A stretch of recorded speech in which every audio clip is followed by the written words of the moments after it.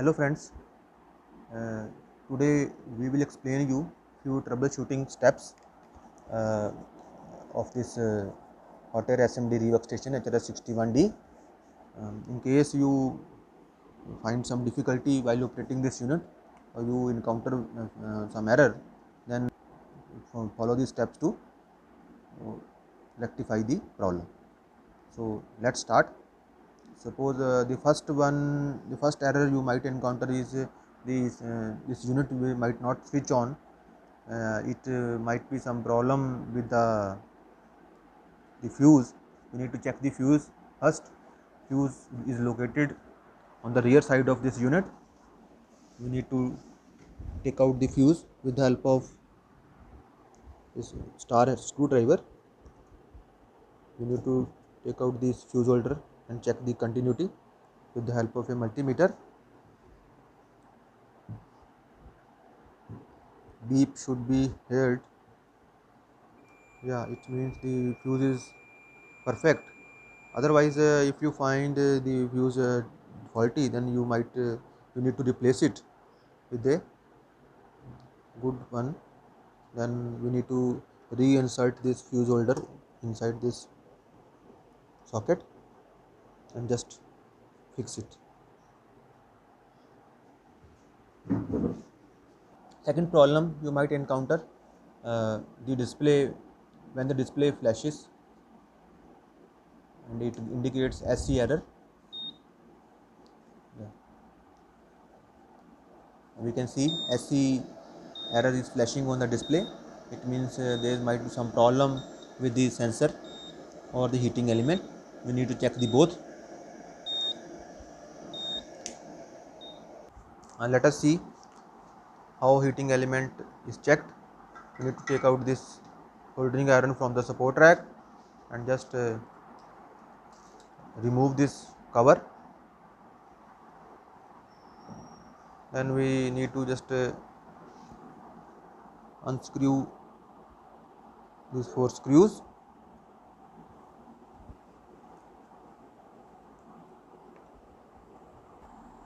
Now we have removed the 3 screws with the help of a screwdriver, and we need to just take out this heating element by pulling it. See, this is an integrated type of heating element. Both the sensor and heater are embedded inside this enclosure. These two pins are connected to the heating element, and the on the other side these two sockets are connected to the sensor. So first we will measure the resistance of heating element by using a multimeter. So we are measuring the resistance of this sensor. So ideally it should be less than 50 ohm, but I think it is visible that it is more than 50 ohm. It means the sensor is faulty. Similarly, we can measure the resistance of heating element as well. It should be less than 2 ohm. It should be less than 2 ohm or 3 ohm. We can see it is less than 2 ohm. It means the heating element it is okay, but the sensor is faulty. In case you find the resistance of heating element more than 2 or 3 ohm, then you might need to replace the heating element as well. But now since the this both the heating element and sensor are integrated, we need to replace the whole heating element enclosure with a new one.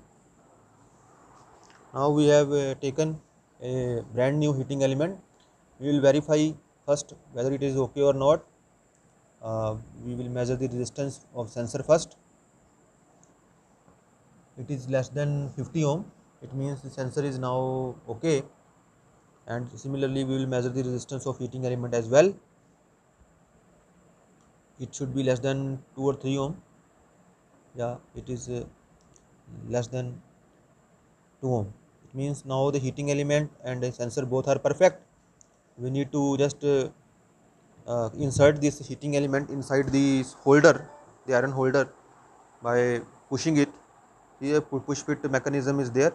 You have to align the pins along with the socket and then push it inside. Then we need to again fix these 3 screws with the help of a screwdriver.